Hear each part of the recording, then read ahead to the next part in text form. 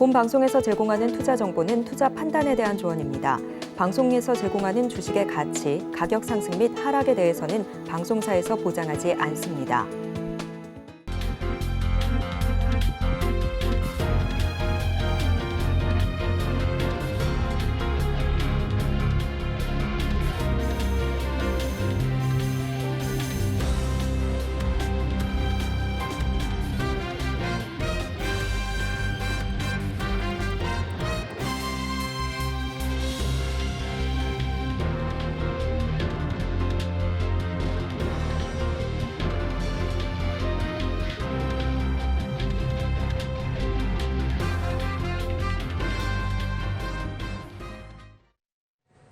시청자 여러분 안녕하세요. 오늘을 돌아보고 내일을 준비하는 오늘장 내일장 1부 진행의 백선혜입니다.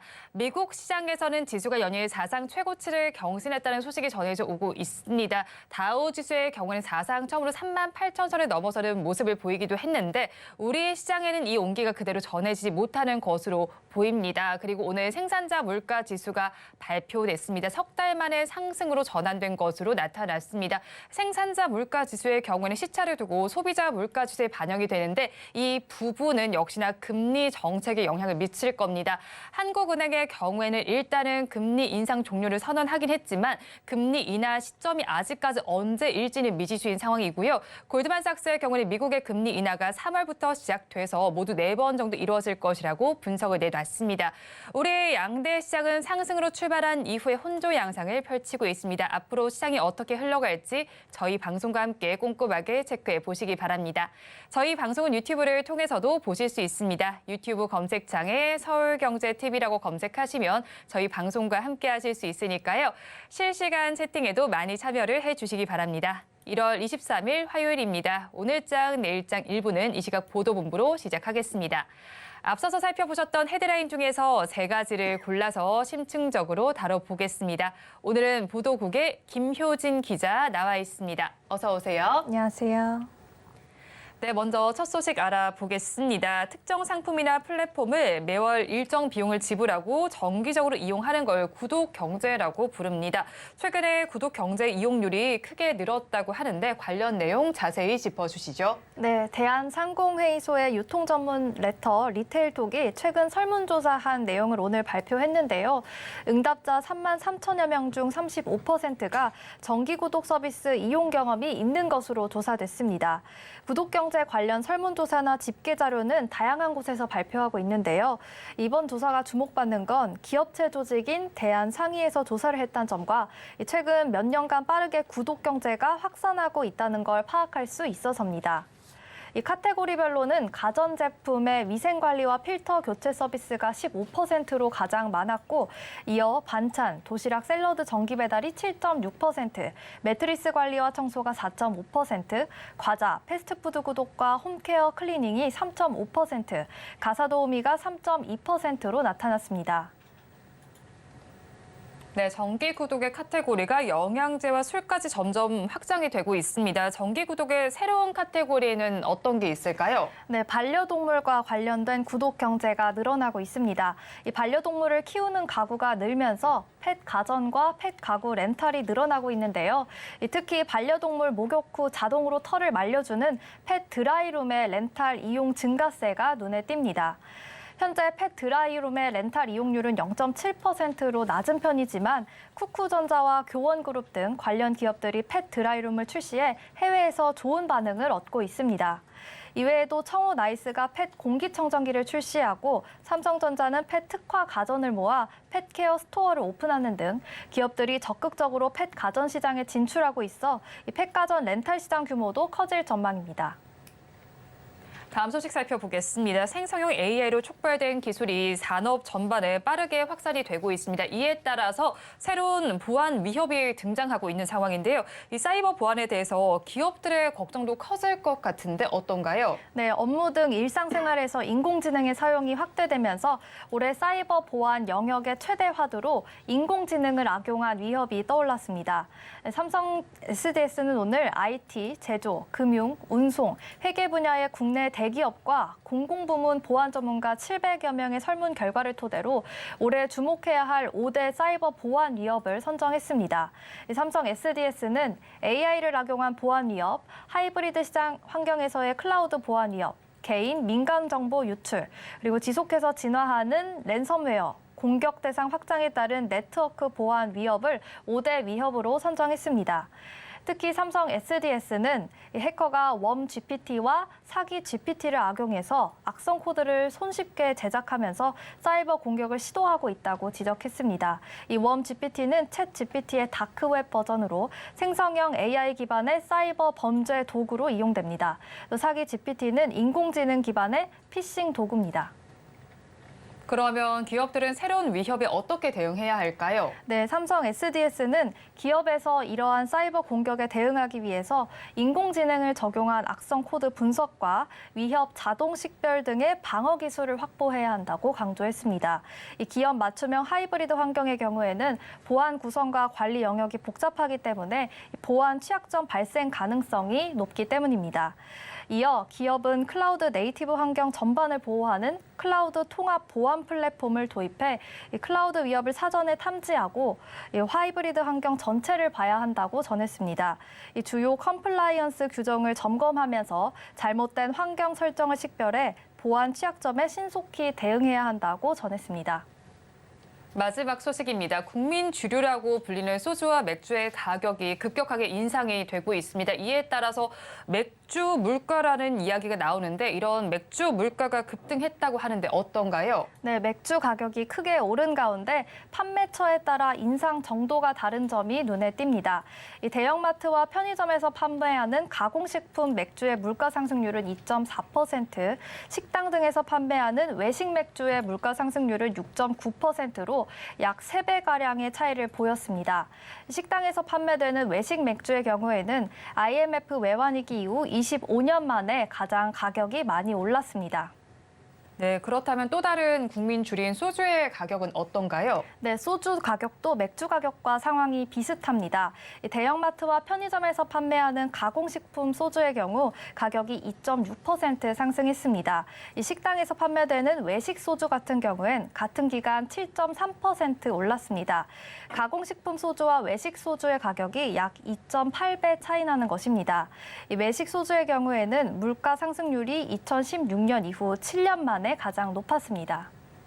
그런데 올해부터는 국산 증류주에 대한 세금이 줄어드는 걸로 알고 있는데 소비자에게 돌아오는 혜택은 없을까요? 네, 대형마트와 편의점에서 파는 가공식품 소주의 경우에는 가격이 인하됐지만 식당 등에서 판매되는 외식 소주의 경우에는 가격 인하 시점이 늦어질 것으로 보입니다.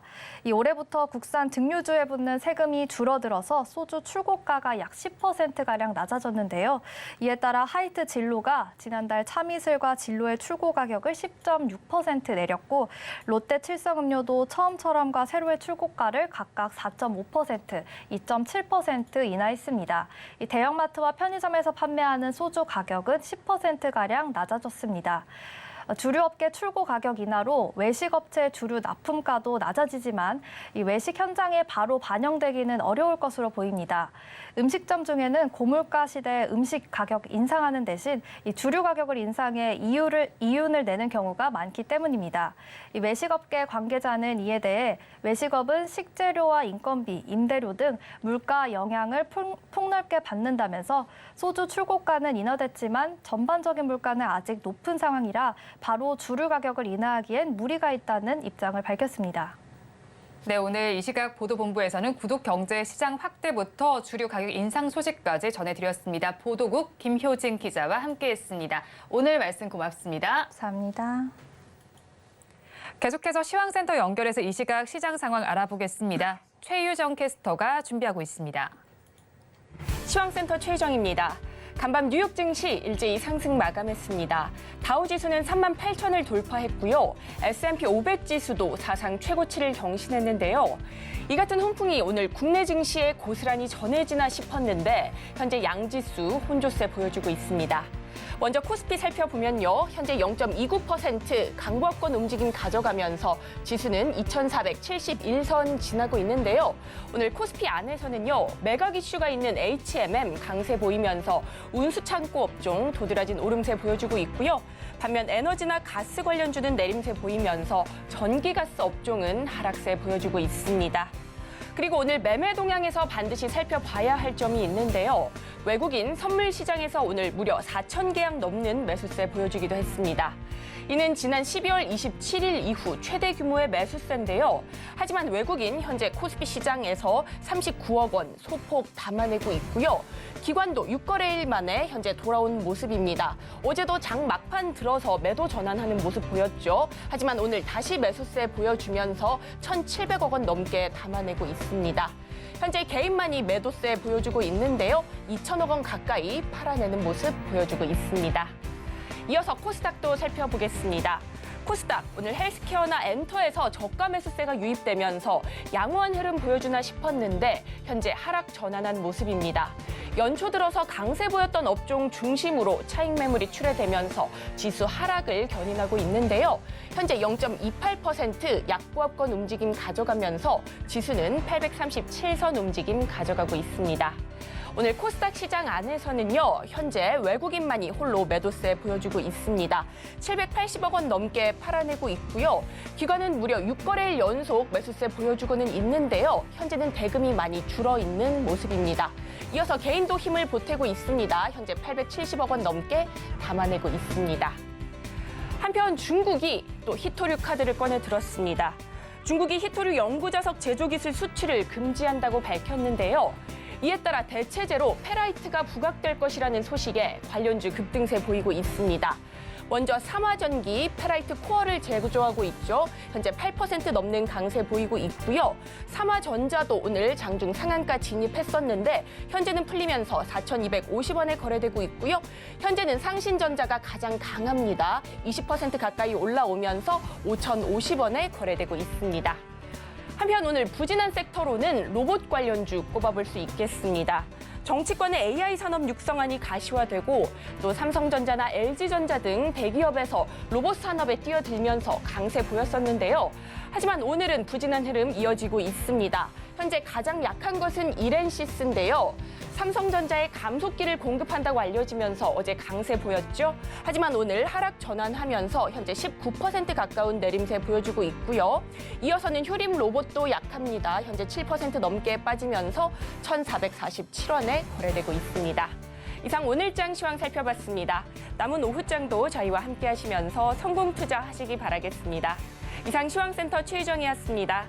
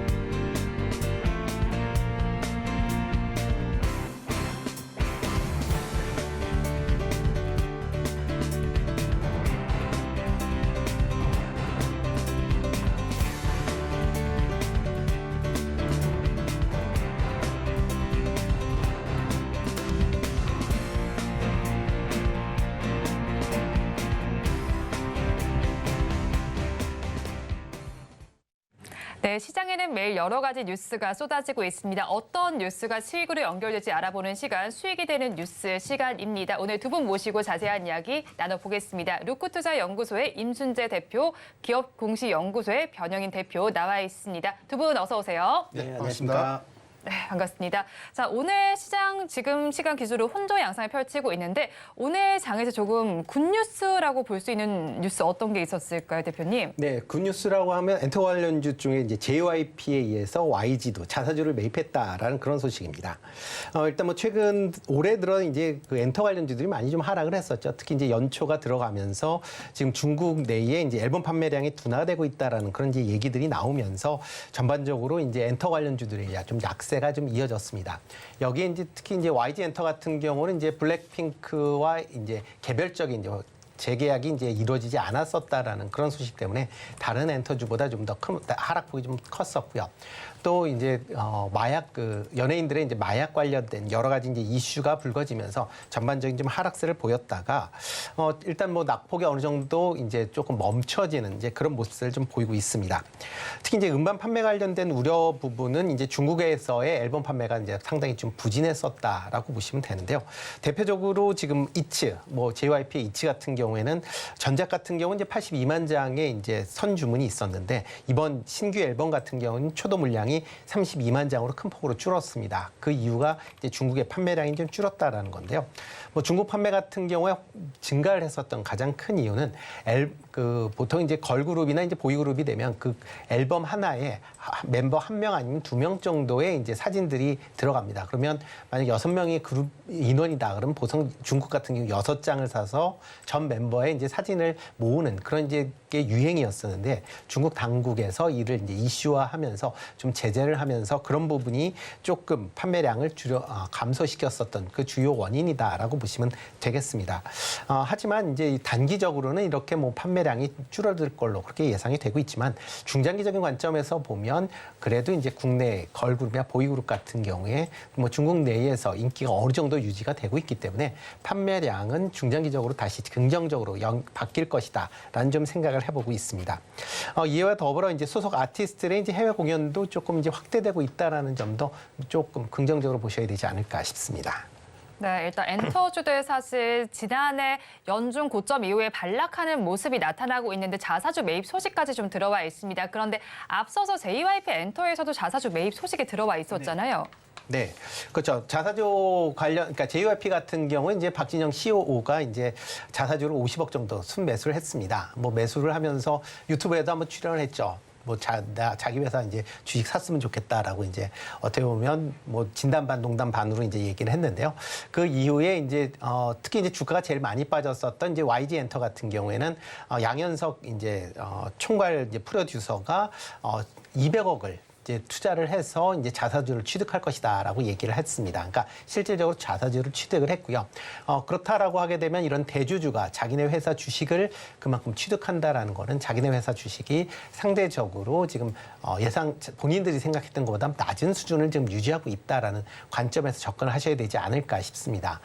특히 연초 대비로 해서 뭐 대부분의 그 엔터 관련주들이 한 20% 가까이 지금 단기적인 낙폭을 기록을 했기 때문에 그런 관점에서 본다라고 하게 되면 단기적으로 좀 과매도권 아닌가라는 좀 생각을 해보고 있고요.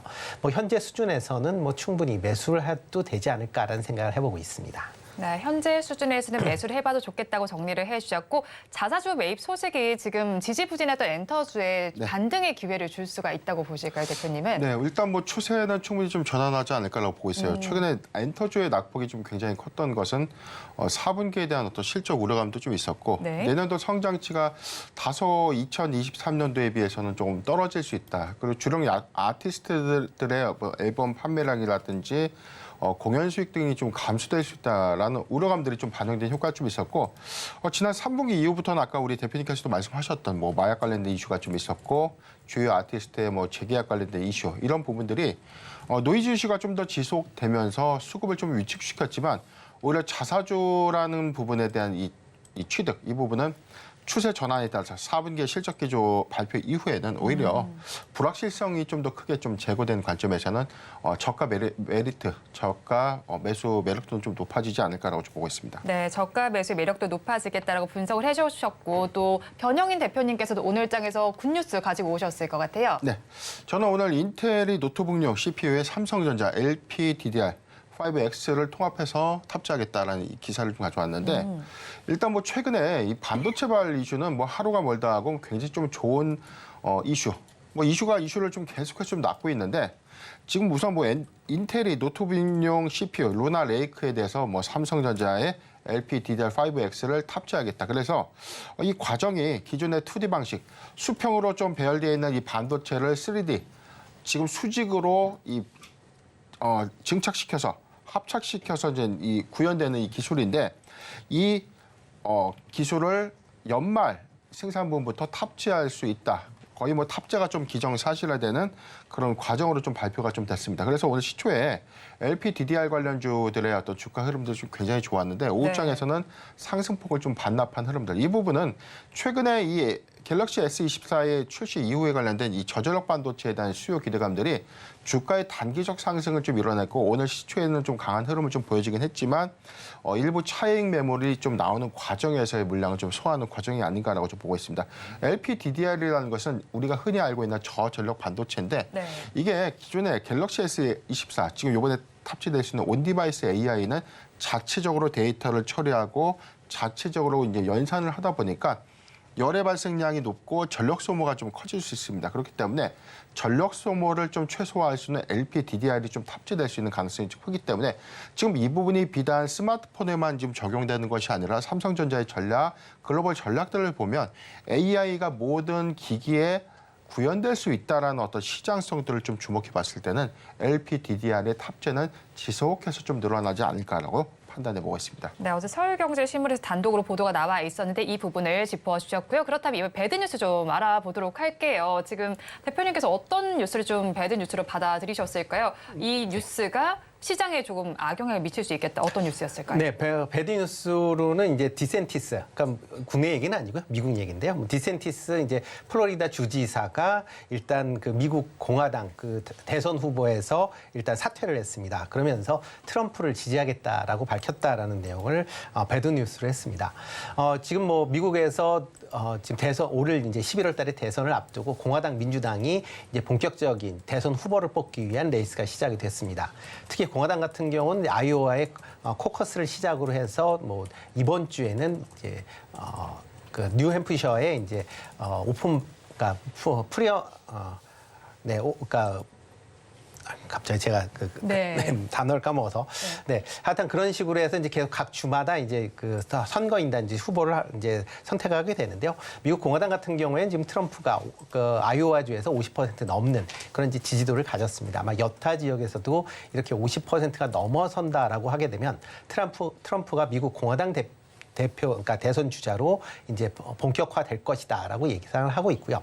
이와 더불어 최근에 이제 민주당과 공화당 간의 그 여론조사를 보면 지금 바이든 대통령보다는 트럼프 전 대통령의 인기도가 지금 좀 더 높은 그런 상황이다라고 보면 11월 달 대선에서 공화당이 집권을 할 가능성이 지금 현재로는 조금 더 높은 그런 상황입니다.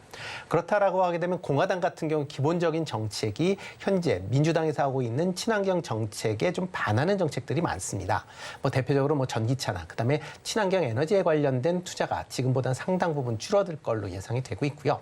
석유화학 관련된 부분, 뭐 대표적으로 뭐 내연기관차에 대한 규제가 상당 부분 좀 완화가 될 가능성은 있고 이와 더불어 석유를 시추하는 부분에 대해서 상당히 좀 폭넓게 허용이 될 가능성이 크다라고 보여집니다. 그런 관점에서 본다라고 하게 되면 국내 자동차, 특히 이제 전기 이제 배터리를 만드는 그런 업체들 같은 경우에는 이런 이제 미국 내에서 전기차의 보급 속도가 상대적으로 둔화가 되면서 지금 뭐 대규모 투자가 있는데 이거에 대한 좀 악영향이 미칠 가능성은 있고요. 친환경 관련주인, 뭐 태양광이나 풍력 같은 경우도 상대적으로 투자 속도가 좀 더디게 진행될 가능성은 있다라고 보여집니다. 다만 이제 반대적으로 보면 이렇게 미가 공화당이 되면서 이제 내연기관에 대한 규제가 완화가 된다라고 하게 되면 미국 내에서 내연기관 자동차가 잘 팔리고 있는 현대차 그룹 같은 경우는 상대적으로 긍정적인 영향을 미칠 수 있다라는 점은 좀 같이 좀 놓고 보셔야 되지 않을까 싶습니다. 네, 미국 공화당의 디센티스 후보가 사퇴를 하면서 이 표를 누가 흡수를 할지 관건일 것 같은데 아무래도 트럼프가 가장 높은 지지율을 확보하고 있는 만큼 여기에 더해주지 않을까 하는 생각이 듭니다. 그렇게 된다면 정권이 바뀌게 되고 정책도 꽤 많이 바뀔 것 같아요. 특히나 뭐 2차 전지나 신재생 관련 주들은 이제 비중을 축소해야 되지 않을까 하는 생각이 들기도 하는데 앞으로의 결과도 계속해서 지켜봐야겠죠. 우선 이 경선 과정에 관련된 이슈가 좀 나올 때마다 이 리스크로 좀 반영이 좀 됐었고 일단 IRA의 가장 큰 수혜를 좀 받았던 업종, 뭐 친환경 재생에너지, 뭐 태양광도 그렇고요, 풍력, 그다음에 뭐 2차 전지 등등 해서 뭐 지속적으로 향후에 좀 뭐 이 트럼프 전 대통령이 재임에 좀 성공을 한다면 이 관련된 어떤 이 IRA 법안이 대폭적으로 수정되거나 폐지될 수 있다라는 우려감들이 좀 반영이 되고 있는 것이죠. 왜냐하면 그동안 좀 강조했던 이 기조가 이 IRA는 이 최대의 증세다. 그래서 이 정책을 강도 높게 좀 비판을 좀 했었기 때문에 다만 지금 우리가 좀 이 2차 전지라는 이 섹터 안에서 미국의 대규모 투자를 좀 이끌었던 굉장히 좀 좋은 정책이었는데 미국의 자국 우선주의, 자국의 이익 부합을 하고 있는 이 IRA라는 이 세액 감면 혜택이라는 것을 줬지만 이에 반대급부로 뭐 대규모 투자를 좀 유치하지 않습니까?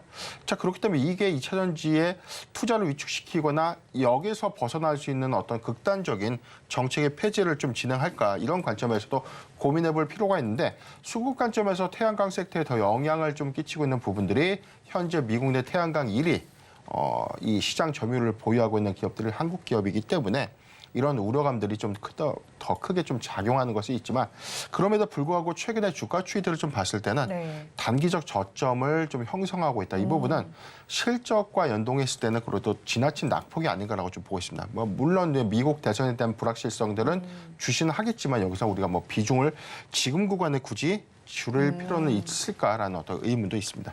네, 일단 미국 대선에 대한 불안감은 있겠지만 지금 당장 비중 축소는 그렇게 뭐 좋지는 못한 시각이다라고 정리를 해주셨습니다. 그렇다면 오늘 장에서 또 다른 배드 뉴스 있었을까요? 네, 저는 일단 이게 굿뉴스일 수도 있고 배드 뉴스가 될 수 있는데 4분기 실적에 대한 우려. 지금 기사가 뭐 4분기 어닝 공포, 코스피도 얼었다. 이번 주 줄줄이 실적 발표에 관련된 이슈가 있었는데 최근에 4분기 실적에 대해서는 지금 주도주가 굉장히 좀 오랜 지난주에 조정폭이 좀 굉장히 좀 컸었고 지금 주요국 증시에 비해서 우리나라의 증시가 상대적으로 그 회복세가 굉장히 좀 더딘. 그래서 우리 증시에 대한 어떤 악재가 대북 리스크 때문인가라는 어떤 의문도 좀 있었지만 이 부분은 저는 이 크게 증시의 어떤 흐름으로 좀 작용하지는 않았다라고 좀 보고 있습니다. 오늘 시장 상황을 보면 외인이 지속해서 어떤 매수세가 좀 강하게 좀 들어오지 못하는 흐름들. 오늘 다만 좀 긍정적인 부분들은 오늘 3,662억 원의 선물 순매수를 좀 이뤄냈다는 부분들. 미결제 약정 대금이 소폭 올라갔다는 것은 단기적으로 코스피의 어떤 이 수급이 유입될 수 있는 가능성은 조금은 있다라고 좀 보여지는 부분은 긍정적이다라고 좀 보여지고 다만 지금 실적 기조에서는 이번 주 실적 발표가 있습니다. 23일 뭐 포스코 DX를 기점으로 해서 25일에는 SK 하이닉스, 현대차, 기아 뭐 삼성 SDS가 있고요. 이번 주 지난 뭐 연말까지 해서 1월 말까지 해서는 뭐 삼성 SDI, 포스코 퓨처엠. 지금 뭐 자동차주, 반도체 섹터의 경우에는 지금 실적에 대한 기대치들이 좀 더 커지면서 주가의 어떤 이 수급이 좀 반영되는 흐름들 좀 보여지고 지금 반대로 지금 2차 전지의 경우에는 오히려 실적에 대한 어떤 우려감들이 좀 선반영되면서 오늘 시가총액 상위 종목들 좀 보더라도 지금 코스닥 부분에 에코프로비엠이 3%대 또 하락을 하고 있고 에코프로가 1%대, LLF 1%대 좀 하락을 하고 있다는 것은 4분기 실적에 대한 우려감, 어닝쇼크에 대한 우려감들이 주가에 계속해서 좀 반영되면서 지금 긍정적인 부분에 대해서는 4분기 실적 기조에 대한 기대감을 가질 수 있는 섹터와 반대로 4분기 업황에 대한 우려감 내지는 4분기 실적에 대한 우려감들을 큰 섹터에 대한 주가 희비가 크게 엇갈리지 않을까라고 좀 보고 있습니다. 네, 말씀해주신 종목 외에도 삼성바이오로직스 역시도 실적을 발표하는 걸로 알고 있는데 이런 상황 속에서 외국인은 순매수세를 좀 이어가고 있더라고요. 삼성바이오로직스의 순매수세 어떤 이유 때문에 나타나는 건가요? 일단 뭐 실적이라는 게 4분기 실적이라는 게 이제 지나간 실적이다라고 보시면 될 것 같습니다. 그렇기 때문에 그거에 대해서 물론 시장 예상치보다 크게 뭐 어닝 쇼크 수준이다라고 하게 되면 주가는 영향을 받을 수 있다라고 보여지는데요. 그보다는 이제 향후에 1분기나 2분기 그리고 올해 어떻게 이제 업황이 개선되는지 여부가 아마 가장 큰 뭐 테마, 그러니까 어떻게 보면 그런 부분이 더 주가에 영향을 미친다라고 보시면 될 것 같습니다. 뭐 2차전지 관련된 종목들은 일단 4분기 실적의 상당 부분 이제 나쁠 걸로 예상이 되고 있고 올 상반기도 실적 개선세는 뚜렷하게 나타나지 않을 걸로 지금 예상이 되고 있습니다. 그렇기 때문에 주가가 거기에 반영을 하고 있으면서 이제 약세를 보이고 있다라고 보시면 될 것 같고요. 그러니까 대신 이제 반도체 관련주 종목들은 작년에 실적이 분명히 나쁘게 나왔습니다. 그럼에도 불구하고 강한 그런 흐름을 보이는 건 올해 반도체 업황의 개선에 대한 부분이 기대가 되고 있기 때문에 지금 주가가 우상향을 보이고 있다라고 보시면 될 것 같고요. 이와 더불어 이제 바이오 관련된 종목 또 올해 좀 작년보다는 올해 좀 개선이 될 것이다라는 기대감이 큰 게 사실입니다. 특히 삼성 바이오로직스 같은 경우는 지금 계속 그 바이오 시밀러와 관련돼서 글로벌 제약사들한테 많이 그 지금 수주를 받고 있습니다. 특히 사공장 같은 경우도 지금 거의 뭐 수주가 완료가 될 만큼 지금 수주 상황이 좋기 때문에 관련된 이제 실적 개선세가 올해도 이어질 것이다라는 기대감으로 좀 주가가 강한 거 아닌가라는 생각을 해보고 있습니다. 네, 전반적으로 정리를 좀 해주셨고요. 그렇다면 오후장에서는 어떤 종목들이 급등을 하고 있는지 한번 살펴보겠습니다. 오후 1시 30분을 기준으로 급등하는 종목들 하나씩 체크해 보겠습니다. 화면으로 확인해 보시죠. 먼저 코스피 시장에서 급등하는 종목입니다. 유니퀘스트입니다. 온디바이스 AI와 관련된 종목인데 24%대 강세를 보이다 지금은 상한가로 올라가 있습니다. 8,970원에 거래가 되고 있고요. 다음으로 대상 우선주입니다. 20%대 강세를 보이고 있는 상황이었고 지금 역시나 상한가로 올라가 있습니다. 정치 테마주로 엮이는 종목입니다.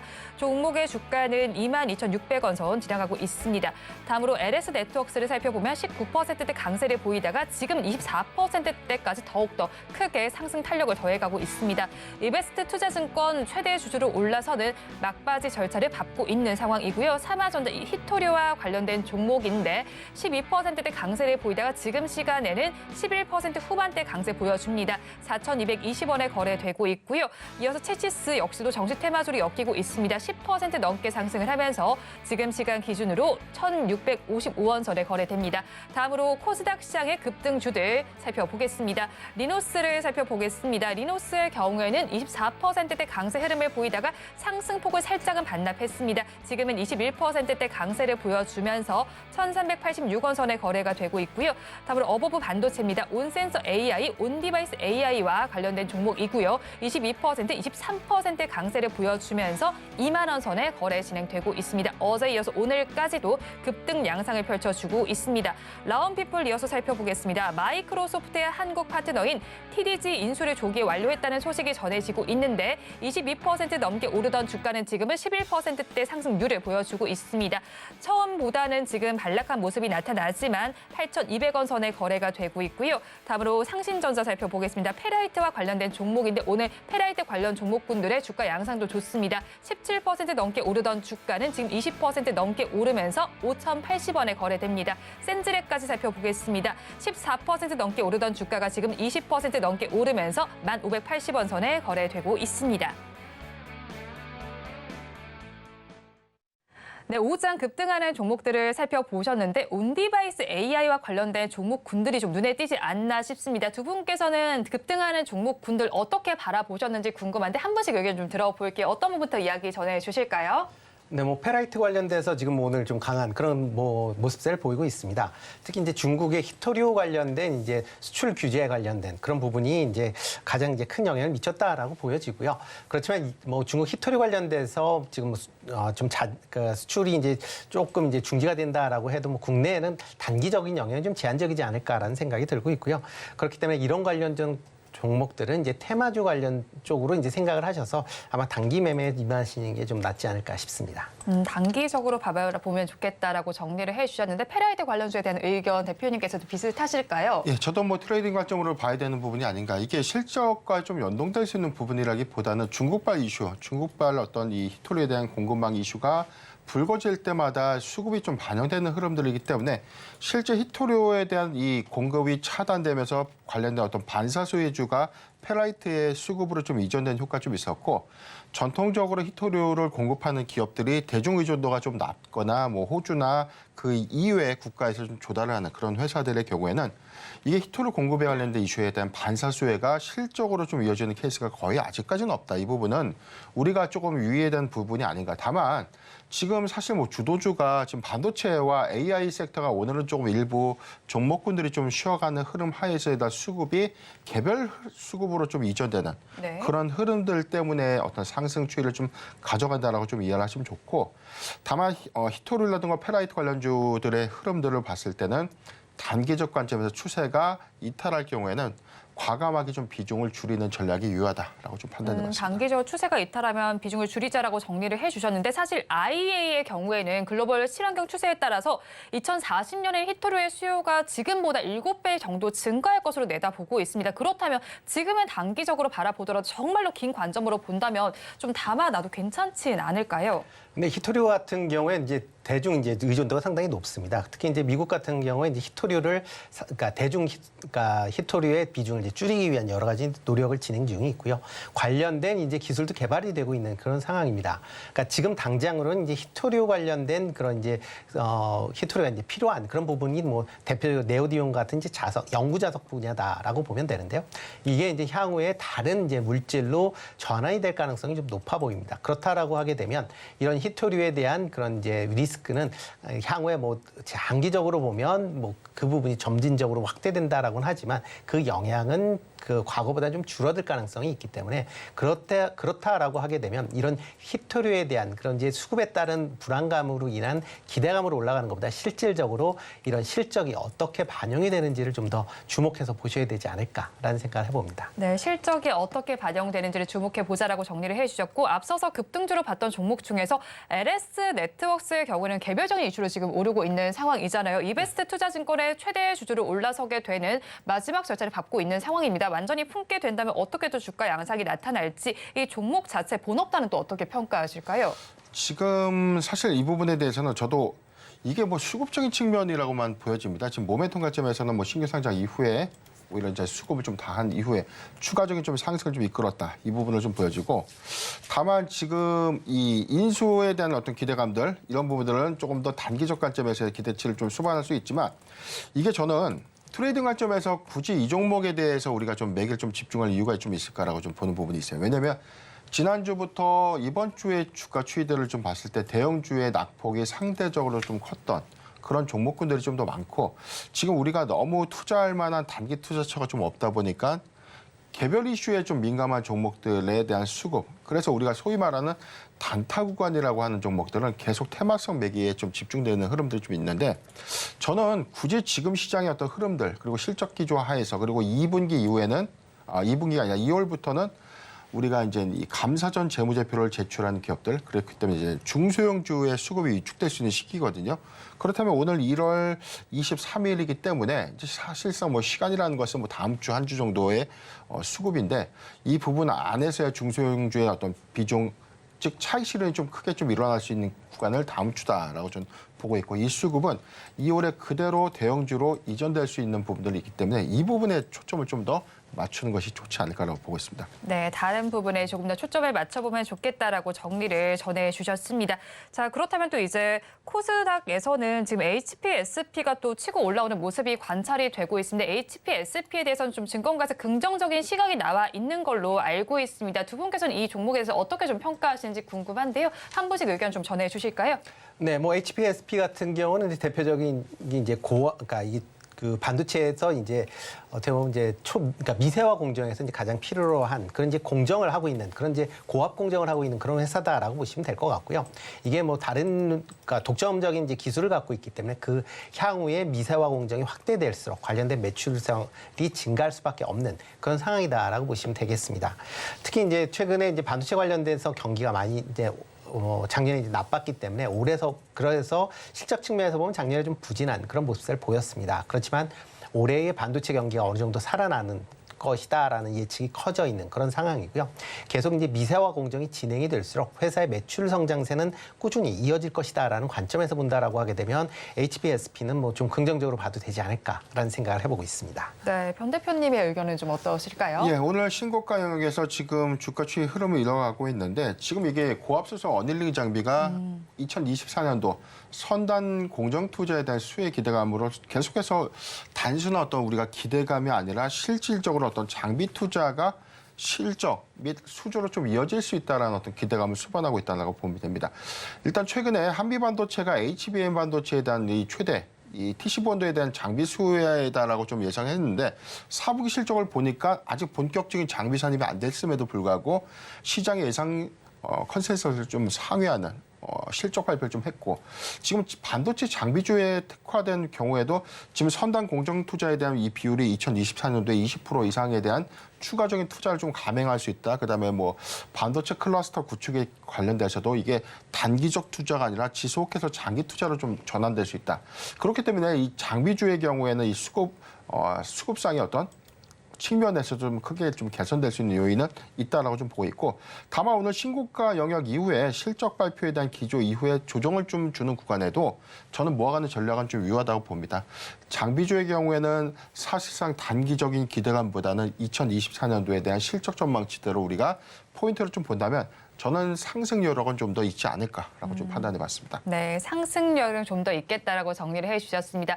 오후장에서는 그러면 어떤 종목을 조금 더 중점적으로 보면 좋을지 궁금한데 어떤 종목 오늘 좀 픽해 오셨을까요, 대표님? 네, 저는 이제 엔터 관련주 중에서 JYP 좀 관심 있게 보시면 어떨까 싶습니다. 뭐 좀 전에 말씀드렸듯이 이제 엔터 관련주들이 이제 전반적인 이제 부진세를 보였고요. 특히 JYP 같은 경우는 이제 세븐틴의 그 JYP 같은 이제 그 그룹들의 이제 중국 앨범 판매가 이제 둔화가 되면서 전반적으로 조금 주가가 급락을 하는 그런 모습을 보였습니다.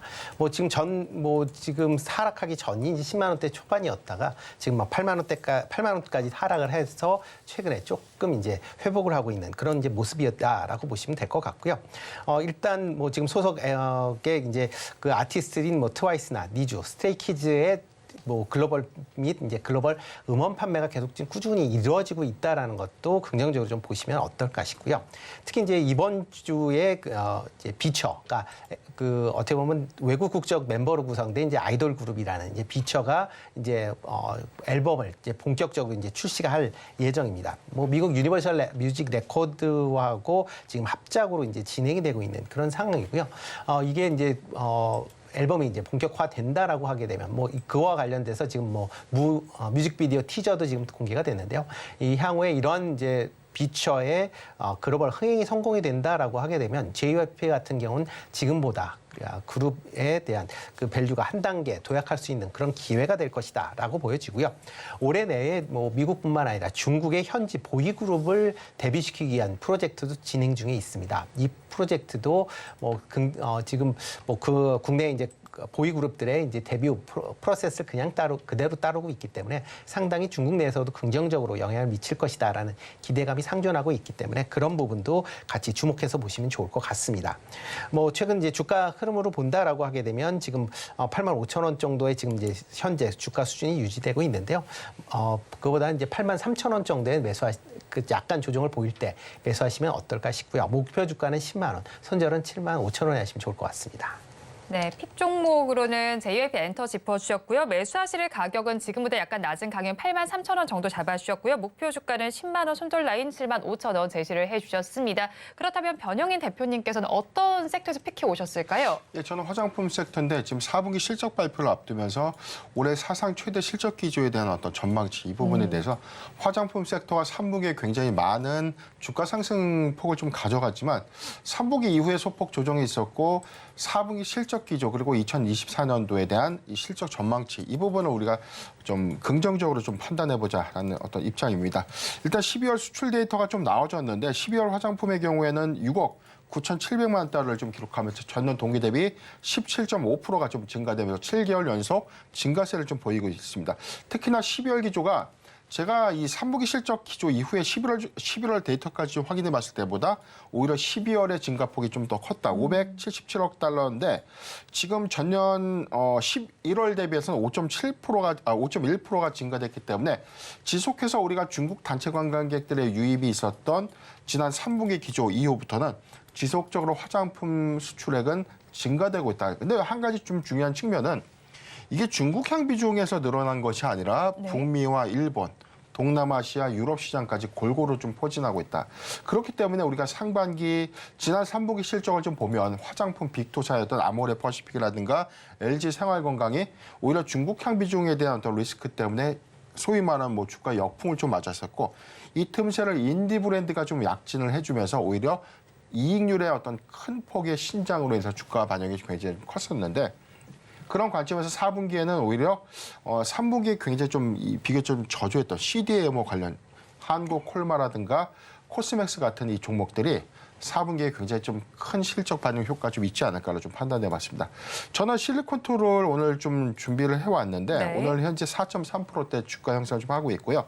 일단 3분기 실적 기조에서는 뭐 사상 최대 실적 기조를 좀 유지하고 있었지만 이 회사는 화장품을 만들어서 판매하는 회사가 아니라 유통을 하는 회사입니다. 자체 자사 플랫폼을 통해서 전 세계 150여 개 국가에 수출하고 있는 회사인데 전체 색조 브랜드의 이 공급량 증가로 인해서 북미향 비중이 굉장히 좀 커졌고 두 번째 지금 유럽의 해외 지사 설립을 통해서 지금 뭐 네덜란드나 폴란드의 공략을 좀 가속화하고 있고요.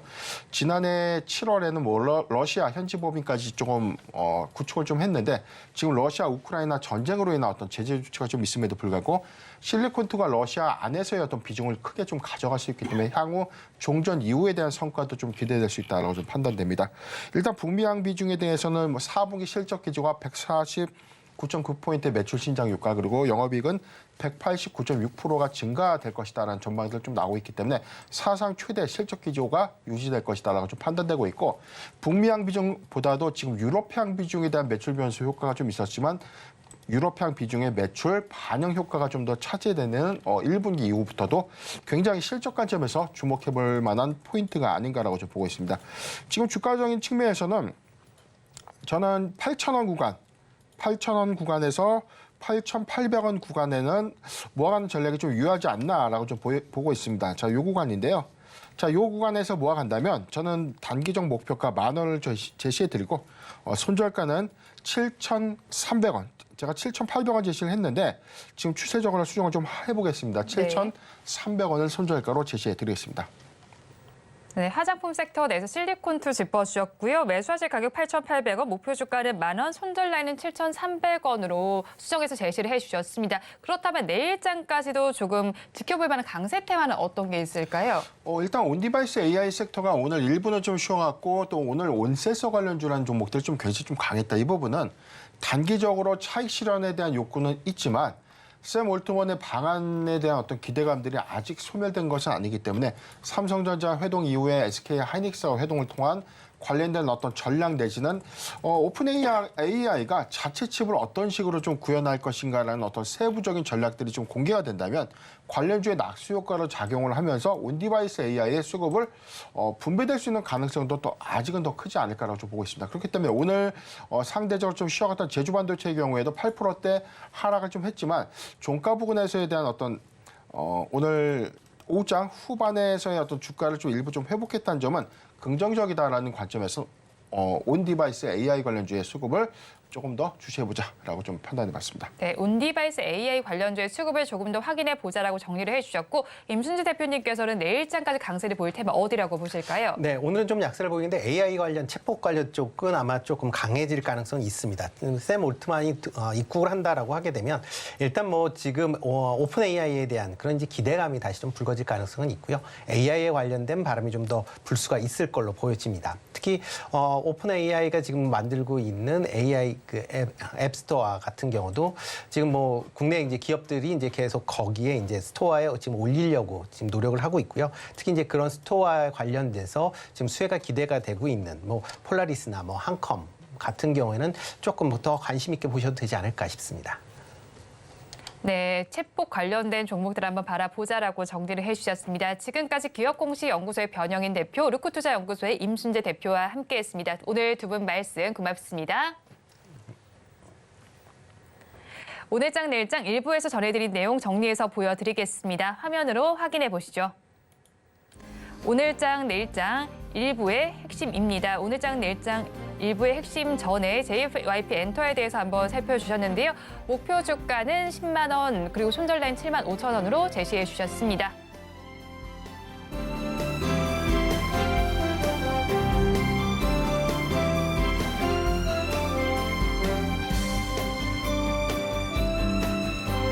네, 오늘장 내일장 일부의 핵심입니다. 우리 증시는 주요국과 비교했을 때 더딘 회복세를 보이고 있습니다. 미국 경선 과정 중에서는 관련된 리스크를 염두에 두시면 좋겠다라고 정리를 해주셨고요. 2차 전지주들 실적 우려감이 주가에 선 반영됐다고 판단이 되는 만큼 한번 관심 있게 살펴보시기 바랍니다. 본 방송에서 제공하는 정보는 투자 판단에 대한 조언일 뿐 해당 주식의 가치와 수익률을 보장하지는 않습니다. 아울러 서울경제TV와 서울경제신문은 당사의 브랜드입니다. 최근 당사를 사칭하는 피해 사례가 늘어나는 만큼 각별히 주의해 주시기 바랍니다. 오늘장 내일장 1부에서 준비한 순서는 여기까지입니다. 저희는 잠시 후 2부로 돌아오겠습니다.